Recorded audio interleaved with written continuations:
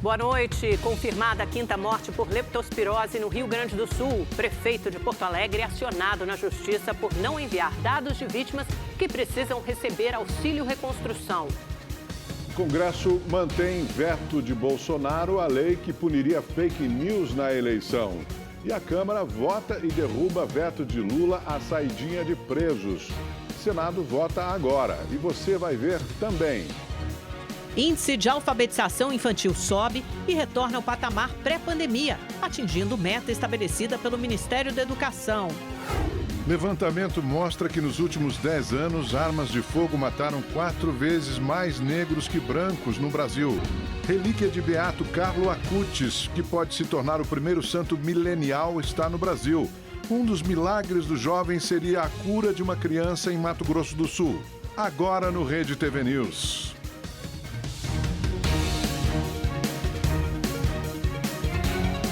Um levantamento no Ministério do Trabalho registrou aumento do número de jovens que não estudam nem trabalham, os chamados nem-nem. Mulheres e negros são maioria. Juan tem 22 anos e reclama de falta de oportunidade. Ele completou o ensino médio, gostaria de continuar estudando, mas ainda não conseguiu emprego. Infelizmente, sem o emprego, não tem como eu bancar esses meus estudos. Então, por isso que eu estou aqui na inércia, sem estudar, sem trabalhar. O Brasil tem mais de 8,5 milhões de jovens que não trabalham nem estudam. Grande parte também não procura emprego. Essa parcela da população cresceu 35% em um ano, de acordo com o Ministério do Trabalho. O número de jovens entre 14 e 24 anos que não estudam, não trabalham e nem estão procurando emprego saltou de 4 milhões no primeiro trimestre de 2023 para 5,4 milhões no mesmo período deste ano. O jovem, você espera duas coisas dele. Uma, que ele estude, um investimento para o futuro, e outro, que ele já comece a se inserir no mercado de trabalho. E o jovem nem ou sem trabalho, sem estudo, é um jovem que não está fazendo aquilo que você espera que ele faça. O levantamento mostra também que 68% dos jovens nem são negros e 60% mulheres, a maioria com filhos pequenos. As mulheres que tiveram filhos precocemente, pelas nossas pesquisas, têm 1/3 a 1/4 do tempo de escola do que as meninas em geral. Elas acabam tendo que sacrificar o seu futuro. O Brasil tem 34 milhões de jovens na faixa etária de 14 a 24 anos, 17% da população. A maioria vive na região sudeste e mais de 6 milhões trabalham na informalidade. Nas escolas, a preocupação é com os que não completam o ensino médio. Recentemente, o governo federal lançou o programa Pé de Meia, que oferece incentivo financeiro para alunos de baixa renda permanecerem matriculados e concluírem essa etapa do ensino. O valor é de R$ 3.000 por ano, com adicional de R$ 200 pela participação no Enem. Durante a pandemia, muitos jovens não tinham acesso à internet, não puderam continuar estudando. Então, é preciso pensar em políticas públicas para esse grupo. E eu acho que o Pé de Meia é uma boa tentativa nessa direção. Está no Brasil a relíquia de um beato que pode se tornar o primeiro santo milênio, Carlo Acutis. Ao lado do relicário, onde se encontram os fios de cabelo de Carlo Acutis, está a miniatura do beato, com todas as características do jovem religioso: calça jeans, tênis, camiseta vermelha e mochila nas costas. A relíquia chegou da Itália para ficar exposta nesta paróquia no Grande Recife. A escolha pela paróquia não foi por acaso. Carlo Acutis é um exemplo dos conselhos que o Papa João Paulo II, que dá nome ao local, costumava dar aos jovens. Tem um texto, inclusive, atribuído a ele, que precisamos de santos, né, que não deixem de ser jovens, né?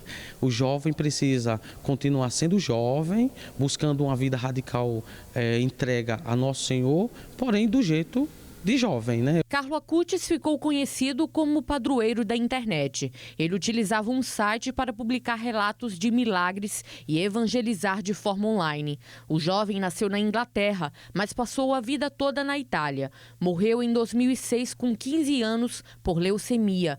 Somente em 2020, 14 anos depois da morte, ele foi beatificado pelo Vaticano, depois de ter o primeiro milagre reconhecido. Esse milagre aconteceu no Mato Grosso do Sul, intermediado pelo padre Marcelo Tenório. O milagre que aconteceu aqui foi o milagre do menino Mateus, com problema do pâncreas anular, que não podia comer nada, tudo vomitava, e ao tocar na relíquia do Carlo, ele ficou completamente curado. Na última semana, o Papa Francisco reconheceu o segundo milagre do Beato. Com isso, é esperado que Acutis possa ser santificado pela Igreja Católica. O milagre, que pode torná-lo um dos santos mais jovens do mundo, aconteceu na Itália em 2022. Esse segundo milagre, que vai canonizar o Carlo, aconteceu na cidade de Firenze, com uma jovem que sofreu um acidente terrível de bicicleta perna até massa encefálica. A mãe dela foi até o túmulo do Carlo em Assis rezar e pedir a intercessão dele, e a sua filha ficou praticamente curada. Para os jovens, fica o exemplo da inspiração. Para Cleverton, ele é praticamente um amigo. A identificação com Carlo levou o jovem à vida vocacional. Nós só seremos verdadeiramente livres se nós estivermos ligados à vontade de Deus. Seja na internet, seja nas redes sociais, seja na escola, seja na universidade, aonde você está, faça a vontade de Deus, que você será verdadeiramente feliz. A Receita Federal realizou hoje, no aeroporto de Viracopos, em Campinas, o leilão de uma pedra preciosa de matriz preta com esmeraldas verdes, encontrada na Bahia. A pedra foi arrematada por 175 milhões de reais em pouco mais de uma hora de pregão. 50 milhões a mais do que o preço inicial. Apesar da fortuna, a pedra de 137 quilos pode valer mais de 250 milhões de reais, segundo o laudo técnico. O relatório apontou que a peça possui valor comercial para colecionadores, museus e universidades, por causa de sua raridade e beleza própria. O Índice de Desenvolvimento Humano recuou em todos os estados brasileiros depois da pandemia. De 2019 para 2021, a retração foi de 2,4%.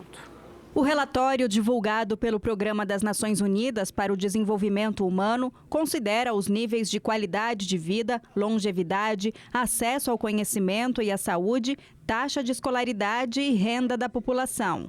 Na pandemia, o Brasil teve queda no índice em todos os estados. Os que tiveram mais perdas foram Roraima, Amapá, Rio de Janeiro, Mato Grosso e o Distrito Federal. Apesar da retração, o Distrito Federal se mantém com o maior índice do país, 0,814, seguido de São Paulo, com 0,806.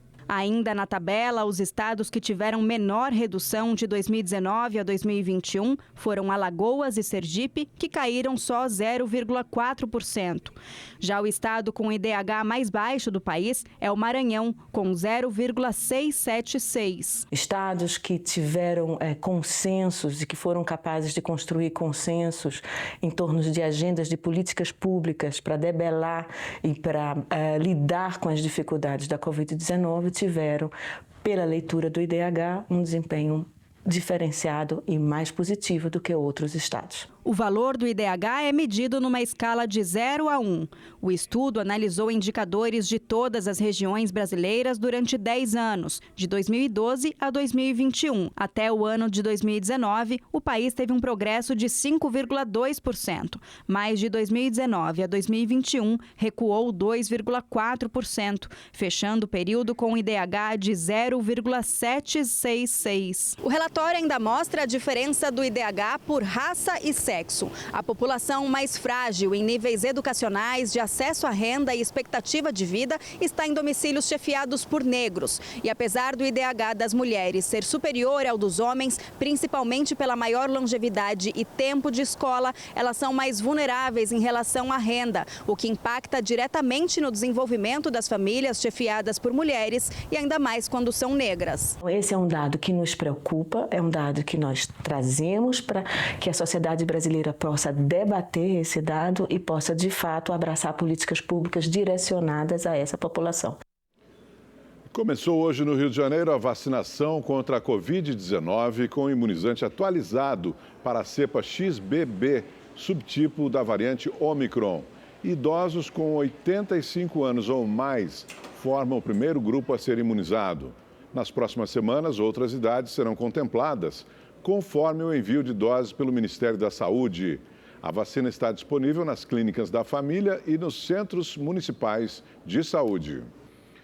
O governo federal divulgou hoje as regras estabelecidas para o uso de câmeras corporais por policiais. O objetivo é padronizar o uso da tecnologia no país. O ministro da Justiça, Ricardo Lewandowski, apresentou as normas nacionais de uso das câmeras policiais. A portaria não proíbe que o policial ligue ou desligue a câmera, mas estabelece 16 situações em que o equipamento deve estar obrigatoriamente funcionando. Entre elas, durante buscas pessoais, veiculares ou domiciliares, operações em manifestações, interdições ou reintegração de posse, durante a resolução de crises e rebeliões nas prisões, em situação de potencial confronto ou uso de força física e onde possam ocorrer prisões, atos de violência, lesões corporais ou mortes. As diretrizes para o uso das câmeras foram publicadas após polêmica envolvendo o uso do equipamento no estado de São Paulo. O governador paulista, Tarcísio de Freitas, publicou um edital que define o acionamento de gravação pelo próprio policial como formato principal. Segundo o Ministério da Justiça, o acionamento deve ser preferencialmente automático, mas o texto admite o acionamento remoto pelo comandante do batalhão ou autoridade competente e também pelo próprio policial. Apesar da recomendação federal, a instalação das câmeras não é obrigatória. Cabe aos estados e Distrito Federal decidir sobre a utilização. No entanto, as unidades da federação que seguirem as normas terão ajuda de recursos federais para comprar os equipamentos. Os estados têm autonomia para se auto-organizarem nesta área, ou seja, no que diz respeito à segurança pública. No entanto, todos aqueles que quiserem fazer uso dos recursos do Fundo Nacional de Segurança Pública ou do Fundo Nacional Penitenciário terão que se adequar a estas diretrizes para a compra das câmaras corporais. Bom, hora de conversar com o nosso comentarista de política, Kennedy Alencar, até porque esse assunto suscitou muito debate aí nos últimos dias, né, a contraposição entre o que preveria o governo de São Paulo e o Ministério da Justiça, o governo federal. Qual a sua avaliação sobre as diretrizes publicadas hoje do governo federal, Kennedy? Boa noite, Amanda, Augusto, boa noite para você. Boa noite, Kennedy. Boa noite para quem está nos assistindo. Amanda, ter diretrizes é um avanço, é importante, né? E há um detalhamento ali que faz sentido. No entanto, foi meio decepcionante, porque há um retrocesso na política que o Tarcísio de Freitas, governador de São Paulo, quer implementar. Quando o Dória governava o estado de São Paulo, ele implementou um programa que os especialistas consideram o melhor, em que a câmera filma, né? O policial não tem o poder de parar o equipamento. O que o Tarcísio está fazendo agora é dando a esse policial o poder de parar. E isso, no entender dos especialistas, pode permitir que algumas coisas sejam escondidas e que a letalidade policial, que em São Paulo cresceu no governo Tarcísio, continue alta. A câmera, os especialistas dizem, Amanda, Augusto, ela protege o bom policial, ela diminui a letalidade policial. No mundo inteiro, os especialistas recomendam que a gravação seja ininterrupta. Aí vem o Ministério da Justiça, divulgando as suas diretrizes. Poderia ter sido mais duro, mais claro. Ela não é obrigatória. Para ser obrigatória, tinha que passar pelo Congresso. Mas se não é obrigatória, o ministro Ricardo Lewandowski poderia ter dito o seguinte: olha, tem que ser desse jeito no nosso entender. Mas a própria portaria permite o acionamento pelo policial. Então pode tudo. Então acaba sendo uma concessão, tanto Amanda e Augusto, que o governador Tarcísio de Freitas achou, está aderindo, tem aderência com o que está sendo feito em São Paulo, Guilherme Derrite. Então, tem um problema. Acho que o Lewandowski aí perdeu uma oportunidade de avançar nessa discussão. E o que o Tarcísio está implementando é ruim. E tem um alerta aí, Amanda. No dia 1º de junho, sexta-feira agora, se não me engano, vence o contrato das câmeras atuais, que são alugadas. Então, tem que ser renovado ou as câmeras atuais estão funcionando bem, vão ficar fora de uso e haverá um maior retrocesso. É uma pena. Mas a gente está vendo em São Paulo um retrocesso na política de segurança pública que avançou durante o governo do João Dória. Perfeito, Kennedy, obrigado. E um levantamento mostra que as principais vítimas das armas de fogo no Brasil têm idade e cor. Em 10 anos, quase 150 mil jovens negros entre 18 e 24 anos morreram ao serem baleados no Brasil. O número é 4 vezes maior do que o de jovens brancos. Sandra perdeu o filho, Luiz Fernando, de 20 anos, vítima de disparo de arma de fogo durante uma abordagem policial.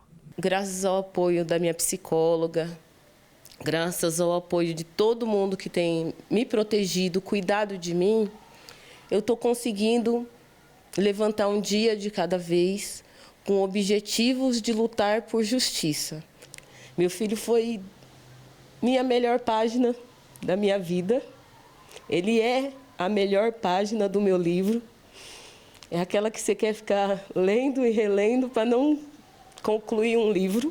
Assim como Luiz Fernando, cerca de 150 mil homens negros morreram vítima de disparo de arma de fogo em via pública entre 2012 e 2022.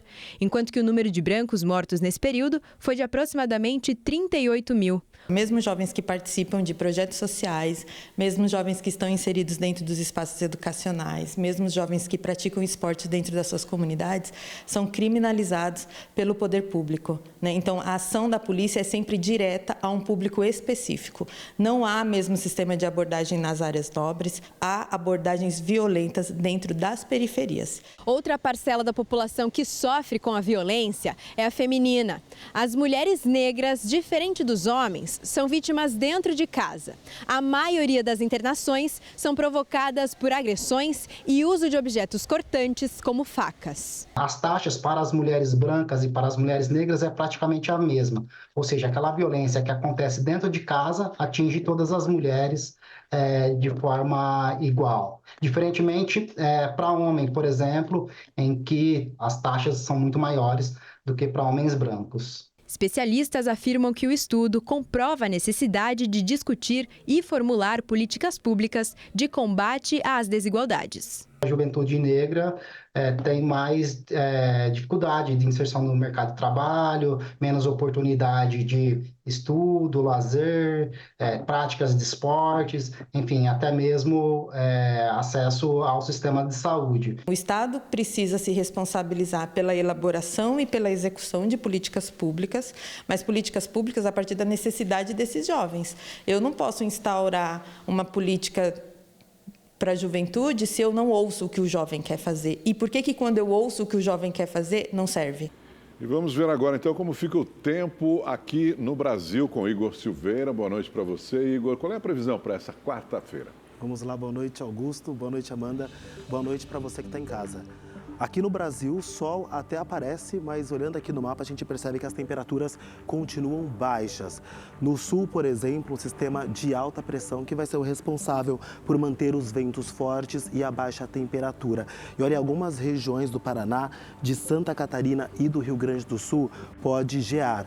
Só que a boa notícia, olha, é que não tem previsão de chuva. Em São Paulo, é bom separar o casaco porque a máxima amanhã não passa dos 18 graus. Na quinta, 19 e na sexta, 21 graus. E no Rio de Janeiro tem previsão de chuva isolada e a máxima pode chegar aos 23, em Belo Horizonte 28 e em Vitória, no Espírito Santo, 28 graus também e com previsão de chuva. No Nordeste o sol aparece no interior, mas pode chover no litoral. Na região norte nada muda, ainda deve chover em toda essa área que a gente vê mais escura aqui no mapa. Falando em chuva, até domingo, olha, pode chover 120 milímetros na região norte, 40 milímetros no nordeste e 50 milímetros no sul do país. Comparado com os últimos dias, cai bastante o volume de chuva por lá, viu? Boa noite para todo mundo. Amanda, Augusto. Então temos que ficar atentos de novo, né, Igor? Obrigada. Uma comitiva de ministros está no Rio Grande do Sul. Eles anunciaram que mais 29 bombas começaram a chegar ao estado para drenar a água das enchentes que devastaram várias cidades. Os ministros também detalharam outras ações do governo para a reconstrução do estado. O repórter Igor Damasceno está em Porto Alegre, acompanhou esses anúncios e vai nos trazer agora as informações com todos os detalhes, né, Igor? Boa noite, nos diga onde você está exatamente e também que ações importantes foram anunciadas hoje pelo governo.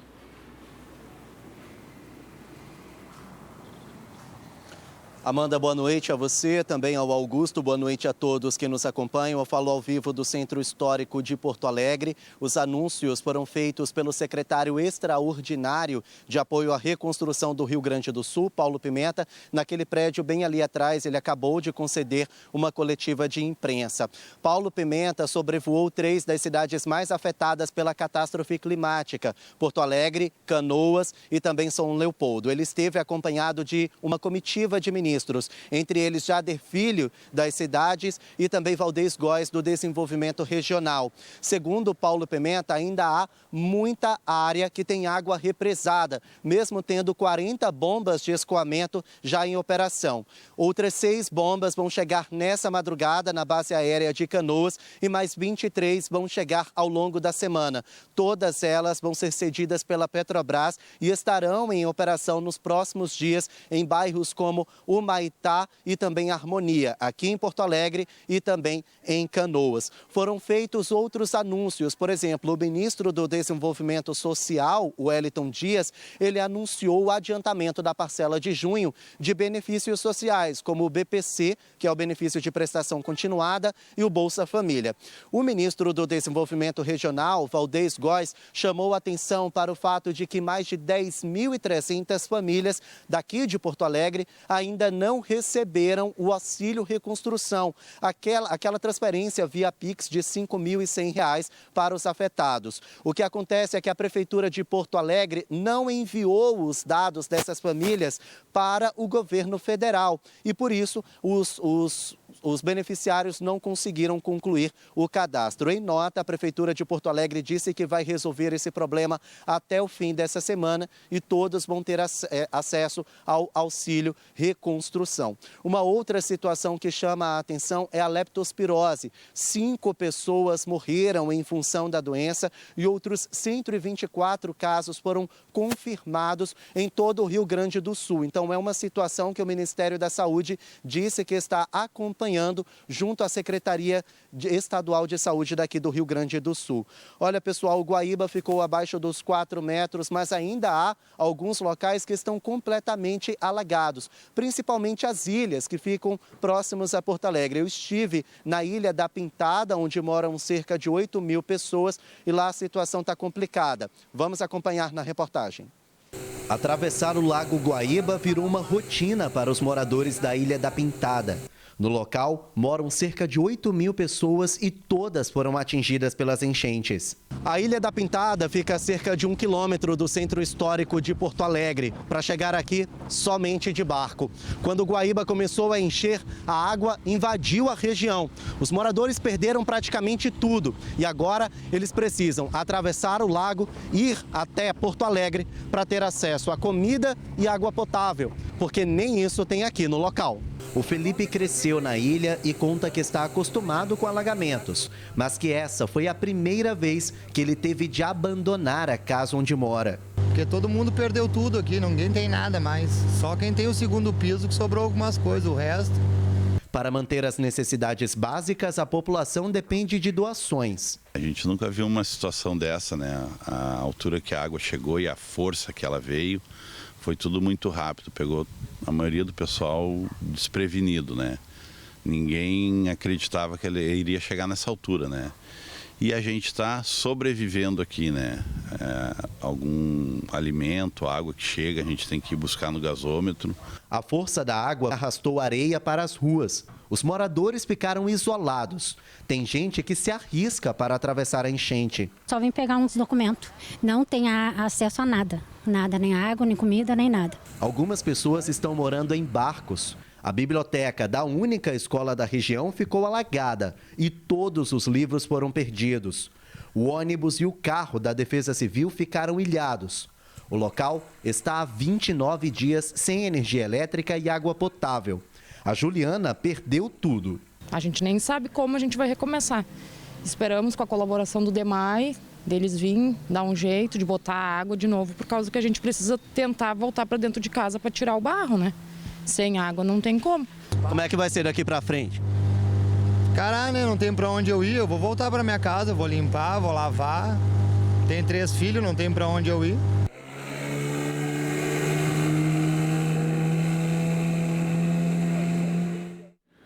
o governo do Rio Grande do Sul definiu nesta terça-feira uma nova cota de inundação do Guaíba após confirmar o desnível na régua emergencial.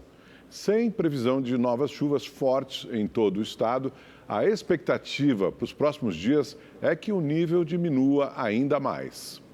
Após a apuração com exclusividade da equipe da TV Pampa sobre o erro nas medições oficiais do Guaíba, a Secretaria Estadual do Meio Ambiente alterou os parâmetros utilizados na agora denominada estação gasômetro.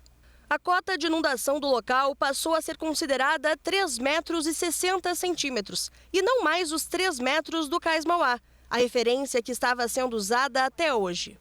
A nota técnica foi divulgada após reunião do governo do estado com o Instituto de Pesquisas Hidráulicas da URGS.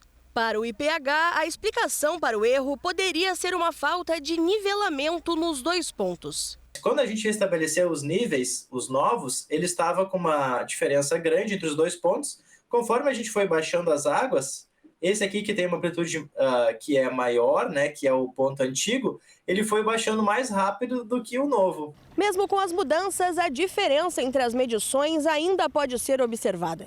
Aqui no Cais Mauá, é visível a olho nu que o nível da água do Guaíba está abaixo do piso do cais, ou seja, abaixo da cota de inundação de 3 metros. Já aqui no gasômetro, onde a cota foi atualizada para 3,60, a régua marca cerca de 3,75 metros, como se o nível do Guaíba estivesse ainda 15 centímetros acima da cota de inundação.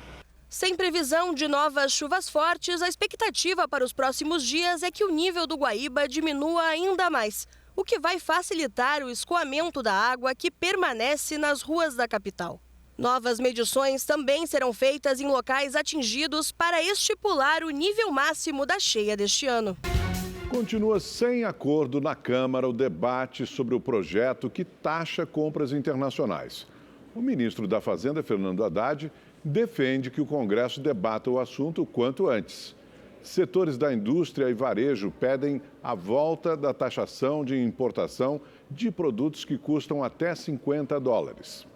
Grande parte do empresariado brasileiro se posicionou a favor da volta da taxação para a importação de produtos que custam até $50, cerca de R$250 na cotação atual. Atualmente, as compras no exterior, abaixo de $50, são taxadas somente pelo Imposto sobre Circulação de Mercadorias e Serviços, o ICMS estadual, com alíquota de 17%. Os empresários alegam que sofrem os efeitos de uma concorrência desleal. Nós não temos divergência com o princípio da igualdade tributária e da igualdade regulatória. Esta é a nossa proposta. O que nós estamos vivendo hoje é uma política Robin Hood às avessas. Você isenta as plataformas digitais internacionais nas compras até R$250 e taxa cada centavo que é comercializado e produzido dentro do país. Então, você dá um caso inusitado de incentivo para o que gera emprego lá fora, recolhe imposto lá fora, em detrimento daquele que está aqui dentro. Em nota, a Confederação Nacional da Indústria afirmou que a não taxação precisa ser revista e chamou a ação de injustiça tributária. Se, por um lado, grandes setores da indústria e do comércio defendem a taxação, quem é contra alega que os mais pobres seriam os grandes prejudicados. Esse posicionamento já foi defendido, inclusive, pelo presidente Lula. Quem é que compra essas coisas? São mulheres, a maioria, jovens, e tem muita bugiganga. Eu nem sei se essas bugigangas competem com as coisas brasileiras, nem sei. Então o que nós precisamos é tentar ver um jeito de não tentar ajudar um prejudicando o outro, mas tentar fazer uma coisa uniforme. Mas o assunto não é consenso no governo. Enquanto Lula avalia um possível veto, o ministro da Fazenda, Fernando Haddad, defendeu diversas vezes a taxação. Em declaração dada ontem, Haddad se mostrou satisfeito com o retorno das discussões sobre o assunto, mas disse que não está por dentro das últimas negociações com o Congresso. O mais importante é que as pessoas começaram a debater, porque esse assunto ele está há 5 anos só piorando. O que nos importa é que o debate técnico se estabeleça para saber o que é melhor para o país. Mas isso é um assunto que vai acabar sendo discutido por mais do que um ator. Mais de 60 entidades ligadas ao comércio e indústria assinaram um manifesto pela isonomia tributária. Em um trecho, o documento afirma que, segundo o Ministério do Trabalho, houve uma retração de 3,02% no volume de empregos no setor de confecção de artigos do vestuário e acessórios. Entre entidades que se posicionaram está o Instituto para o Desenvolvimento do Varejo. O que nós estamos discutindo não é uma nova taxação, é o retorno da taxação que sempre existiu. Desde que isso ocorreu em agosto do ano passado, nós vimos que está tendo um grande prejuízo às empresas e um grande prejuízo ao emprego. Nós estimamos que nesse período de agosto até o final do ano é capaz de ter uma estimativa de perda de quase 500 mil empregos entre indústria e varejo. Fora da agenda, o presidente Lula se reuniu com o presidente da Câmara dos Deputados, Arthur Lira, para um possível acordo sobre essa taxação dos produtos importados de até $50. Lira, que é a favor da volta do imposto, tentou propor uma alíquota mais baixa. Por enquanto, o deputado e Lula não chegaram a um consenso. E o presidente da Câmara anunciou um acordo com as operadoras de planos de saúde para suspender os cancelamentos de contratos. Mais de 2.000 queixas foram registradas nos sistemas de atendimento ao consumidor. Lira disse que as operadoras concordaram em voltar atrás. Mais da metade de toda a área desmatada no Brasil no ano passado foi no Cerrado. O levantamento é do MapBiomas. Segundo o levantamento, quase todo o desmatamento no Brasil, 97%, teve como causa a agropecuária. Os dois maiores biomas, Amazônia e Cerrado, somam mais de 85% da área total devastada. E pela primeira vez desde o início do levantamento, em 2019, o Cerrado ultrapassou a Amazônia. O crescimento foi de 68% em relação a 2022. O relatório anual do MapBiomas registrou uma queda de 11,6% na área desmatada.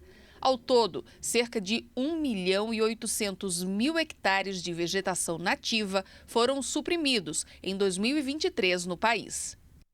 O deputado federal Guilherme Boulos, do PSOL, lidera a corrida pela Prefeitura de São Paulo. Segundo pesquisa do Instituto Atlas Intel, produzida em parceria com a CNN Brasil, em segundo aparece o prefeito Ricardo Nunes, do MDB. De acordo com a pesquisa, Guilherme Boulos tem 37,2% das intenções de voto, seguido de Ricardo Nunes, com 20,5%. O candidato Pablo Marçal, do PRTB, vem em terceiro lugar, com 10,4% da preferência do eleitorado. Tabata Amaral, do PSB, tem 9,9% das intenções de voto. José Luiz da Atena, do PSDB, e Kim Kataguiri, do União Brasil, têm 7,9%. Os dois últimos nomes da pesquisa são Marina Helena, do Novo, que tem 3,5% das intenções de voto, e Altino Prazeres Júnior, do PSTU, com 0,5%. 0,9% dos entrevistados não souberam responder e 1,4% disseram que vão votar em branco ou nulo. A pesquisa ouviu 1.670 moradores da cidade de São Paulo entre os dias 22 e 27 de maio. O recrutamento foi digital e aleatório. A margem de erro é de 2 pontos percentuais para mais ou para menos. Kennedy Alencar volta conosco para falar sobre esse cenário na corrida eleitoral em São Paulo. Olha, se eu não me engano, você me corrige se eu estiver errada, Kennedy, mas acho que é a primeira pesquisa que mostra uma distância tão grande, né, entre os dois primeiros colocados, Guilherme Boulos aí bem à frente de Ricardo Nunes. Muda, já indica uma mudança no cenário de primeiro turno? Amanda, muda sim o cenário de primeiro turno. A gente estava preparado com uma expectativa de um cenário em que a polarização entre Ricardo Nunes e Guilherme Boulos já se daria na primeira etapa.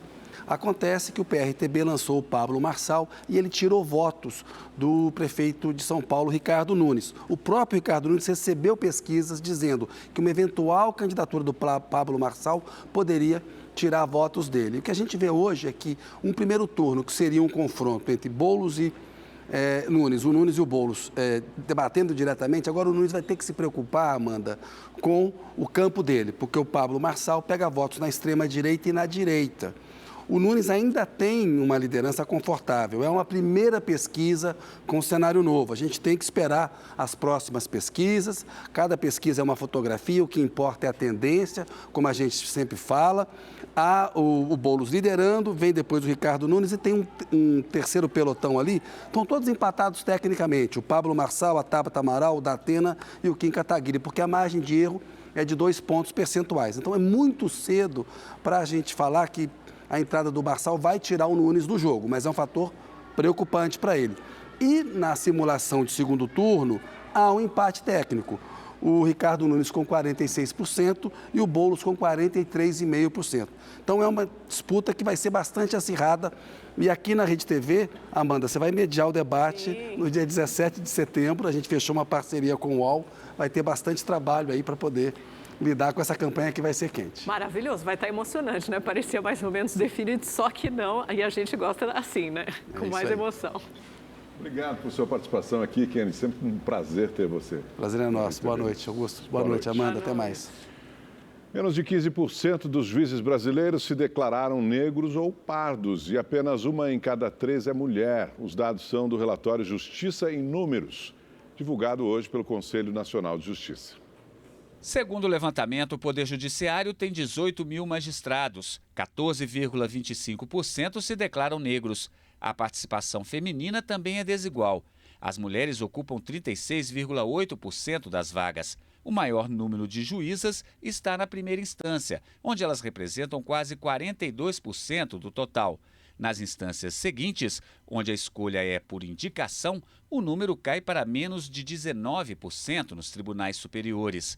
O presidente do CNJ, ministro Luiz Roberto Barroso, lembrou que neste ano foram aprovadas ações para reverter esse quadro. O Conselho Nacional de Justiça também tem uma política de alternância, no mínimo alternância, nas promoções por merecimento. Se for promovido um homem por merecimento, a promoção seguinte tem que ser de uma mulher.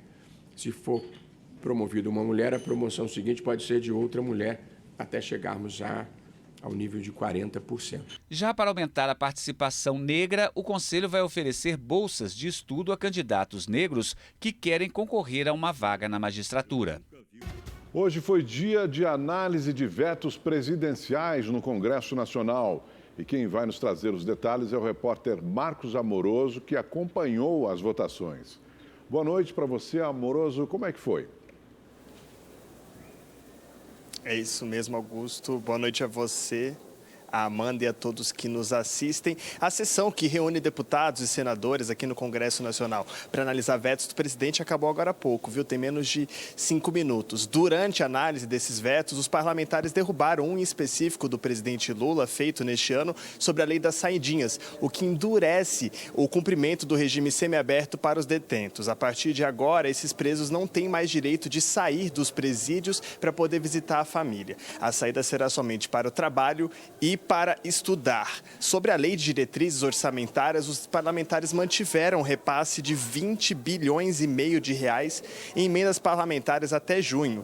Isso pode ser considerado uma vitória para o governo, porque caso o veto do presidente Lula nesse aspecto fosse derrubado, o repasse seria de 44,7 bilhões de reais. O Congresso Nacional também analisou vetos do ex-presidente Jair Bolsonaro e manteve o veto que impede a punição para quem espalhar fake news durante as eleições. Ao derrubar o veto de Jair Bolsonaro, a lei que substituiu a Lei de Segurança Nacional, os parlamentares impediram a retomada da possibilidade de punição de prisão de 1 a 5 anos e pagamento de multa para quem faz comunicação enganosa em massa, né? Ou seja, as próprias fake news. E ainda falando de Congresso, agora que acabou a sessão do Congresso Nacional, ali no plenário Ulisses Guimarães, começa agora a sessão ordinária da Câmara e hoje os deputados devem analisar o projeto de lei que regula, que ele determina as novas regras de taxação das compras online internacionais de até $50, né? Cerca de R$250. Pelo projeto de lei que a gente consultou agora há pouco, o imposto de importação será de 20% nessa categoria, o que é bem menor que os 60% cobrados para compras acima dos $50. Muita informação por aqui. Augusto, Amanda, volto com vocês.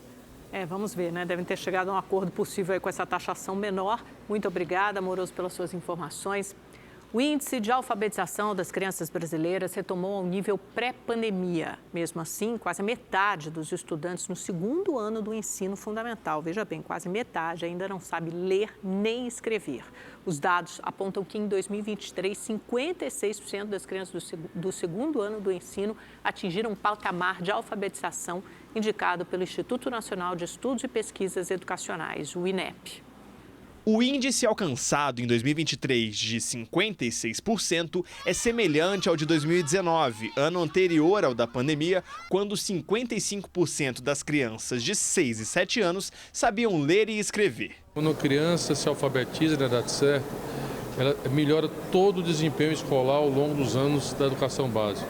Diminui a distorção em idade certa, diminui o abandono, diminui a evasão, diminui a qualidade da aprendizagem. Para os próximos anos, o MEC estabeleceu metas progressivas para a alfabetização de estudantes da rede pública de todo o país. O objetivo é chegar a 2030 com 80% das crianças entre 6 e 7 anos sabendo ler e escrever. É um compromisso que ainda não é uma coisa muito gloriosa, porque 80% e por que não 100%? Não tem nenhum motivo de orgulho você constatar que em 2019 você só tinha 55% das crianças alfabetizadas na idade certa. E que com a pandemia caiu para 36%. O governo divulgou os dados no Palácio do Planalto com a presença dos governadores. Segundo o Ministério da Educação, pela primeira vez, o Estado brasileiro realizou um censo e todos os estudantes fizeram avaliações padronizadas em todos os estados e municípios. Os dados são resultado do Compromisso Nacional Criança Alfabetizada que o MEC firmou no ano passado. O objetivo é articular ações municipais, estaduais e federais para garantir que 100% das crianças do segundo ano do ensino fundamental saibam ler e escrever. O compromisso teve adesão de 5.558 municípios e das 27 unidades da federação, que receberam investimento de mais de R$1 bilhão. Mais uma vez, os vereadores do Rio de Janeiro deixaram de votar pelo pedido de cancelamento da medalha Pedro Ernesto, concedidas aos irmãos Brazão, acusados de mandar matar a vereadora Marielle Franco. Esta é a quinta tentativa de votar pelo cancelamento da medalha Pedro Ernesto concedida aos irmãos Domingos e Chiquinho Brazão. Ao todo, 41 vereadores estavam presentes. Foram 17 pelo cancelamento e uma abstenção. Para que os irmãos Brazão tivessem retirada a homenagem, a maior do Parlamento Carioca, seria necessário que 26 votos fossem registrados, sendo a maioria a favor. O pedido partiu da vereadora Mônica Benício, líder da bancada do PSOL na Câmara, viúva de Marielle. Vamos ouvir o que ela disse. Esse tipo de homenagem, ele não é votado nominalmente, com cada vereador mostrando o seu voto no painel. Mas eu tenho feito questão de pedir nominal e fazer disso uma estratégia para que se mostre no painel, porque eu acho que a cidade do Rio de Janeiro tem o direito de saber como os vereadores dessa casa se posicionam. Há 2 homens que são acusados de serem um mandantes de um dos maiores assassinatos, de maiores crimes da nossa história recente do nosso país, que carregam essa honraria e que, portanto, mancham todos os outros homenageados que também possam ter essa honraria. Nova tentativa de cancelamento da medalha concedida aos irmãos Brazão vai voltar à pauta na próxima terça-feira. Enquanto houver um impasse, os vereadores não podem votar por novas homenagens. A polícia continua à procura dos chefes de uma quadrilha que desviava cabos de cobre. Em 1 ano e meio, 30 milhões de reais foram movimentados. Os policiais estiveram em ferros velhos e galpões de reciclagem para o cumprimento de 17 mandados de busca e apreensão na região metropolitana do Rio. Os locais são suspeitos de receptarem os cabos de cobre furtados de uma empresa de telefonia. Segundo as investigações, os chefes da quadrilha são Celso Neri e Eduardo Neri, pai e filho. Os agentes foram até a casa de Celso em Maricá. Os 2 não foram encontrados. Uma arma sem registro e um carro de luxo foram apreendidos. Alessandra Marques Viana, mulher de Celso, foi levada para prestar depoimento. Outros 2 homens foram presos em flagrante por furto de energia elétrica e posse ilegal de arma. 5 toneladas de cobre foram apreendidas com eles. De acordo com a Polícia Civil, a organização criminosa adquiria cabos de cobre de funcionários e ex-funcionários de concessionárias de serviços públicos e movimentava o material clandestino entre as empresas da família. Posteriormente, o cobre era vendido para outras recicladoras e ferros velhos e o dinheiro entrava com aparência lícita. Essa família criou uma engrenagem criminosa para lavagem de dinheiro decorrente de comercialização ilícita de cobre, desviado de concessionárias de serviço público, impactando na continuidade de diversos serviços públicos essenciais. Em 1 ano e meio, a quadrilha movimentou 30 milhões de reais. Os suspeitos são investigados por associação criminosa e lavagem de dinheiro. Em relação aos funcionários e ex-funcionários das empresas concessionárias de serviço público, eles já foram identificados, serão intimados para prestar seus depoimentos e esclarecer o porquê de estarem recebendo altos valores dos membros dessa família. Bom, e como nosso comentarista Kennedy Alencar adiantou, o primeiro debate dos candidatos à Prefeitura de São Paulo já tem data para acontecer, numa parceria entre a Rede TV e o UOL. Os candidatos ficarão frente a frente no dia 17 de setembro, uma terça-feira, anote aí, 9h30 da manhã. Se houver segundo turno, o debate será realizado no dia 17 de outubro, quinta-feira, nesse mesmo horário. E o Rede TV News desta terça-feira fica por aqui. Obrigado pela sua companhia. Uma ótima noite. Uma boa noite para você. Nos vemos amanhã a partir das 7h15. Até lá. Tchau, tchau.